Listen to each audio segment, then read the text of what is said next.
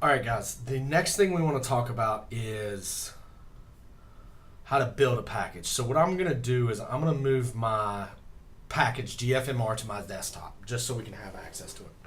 When you've got to build a package, what you need to be able to do, I'm going to remove the MD5 check and I'm going to remove the build statement, and everything else should work here. So you notice I have the bare minimums of what I need in here. I've got my description, my namespace, my manual, my R, and my vignettes, right? What I'm going to do is I'm going to build this package, okay? Now, I'm going to show you how to do it from a Linux-based system, as that's what I choose to use. I use a Mac for no other reason than it's a supported version of Linux. If they would let me around here, I'd use Red Hat or OpenSUSE or something like that. They don't. They require me to use Mac, which means, you know, I get a really cool computer, which is great. But it's also one of those things where a lot of high-performance computing, as you guys have found out, is built on Linux boxes. That's what you're running. A lot of HPC stuff isn't Windows-based. Now, Microsoft is in the HPC game. That's what Azure is. IBM's in it with Watson and Bluemix and all the things they have. And there's nothing wrong with putting a nice user interface on something. Apple's done it. Linux does it. You know, all these different things. It's just the way you function on a command line and what you actually have access to. You guys know this from previous courses. Microsoft Windows boxes struggle with multi-core computing from a terminal like R. So what I'm going to do is I'm going to open up my terminal. You guys will see my terminal right here. As you can see, I've been running some simulations. You guys know a little bit about batch mode. Let me make this bigger so you can see it. All right. So what I've done is I've moved my current directory to the desktop. I have my GFMR package. You guys can't see it on the screen, but it's on my other screen over here. I've got my GFMR package on my desktop. Okay. So all I have to do is type in rcmd build GFMR. BUILD GFMR.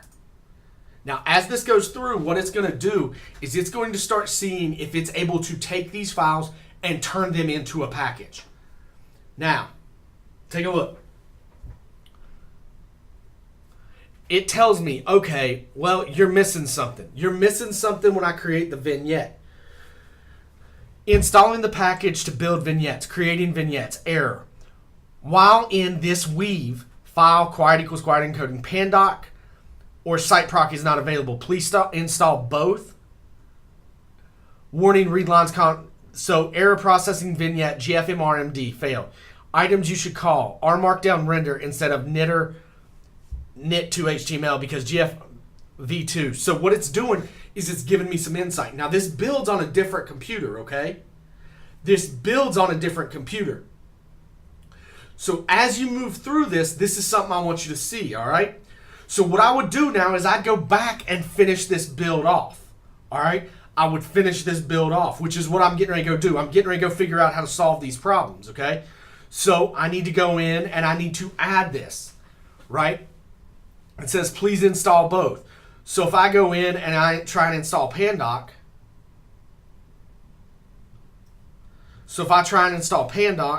go into my packages, let's see what it does. So I go to install.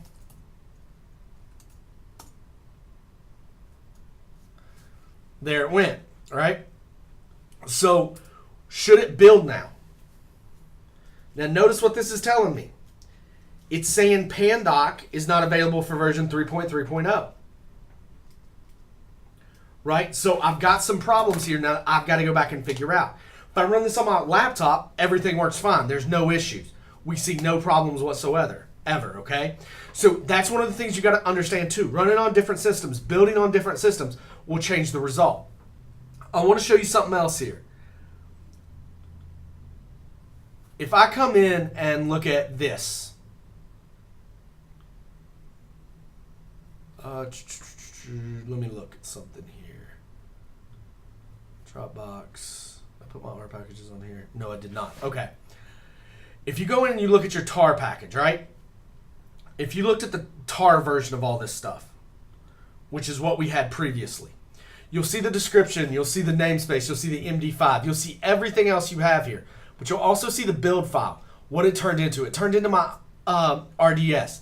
Now, if this runs appropriately, which it does on a different system, I've got to upgrade my entire R to make sure it runs appropriately here. And that's not happening today.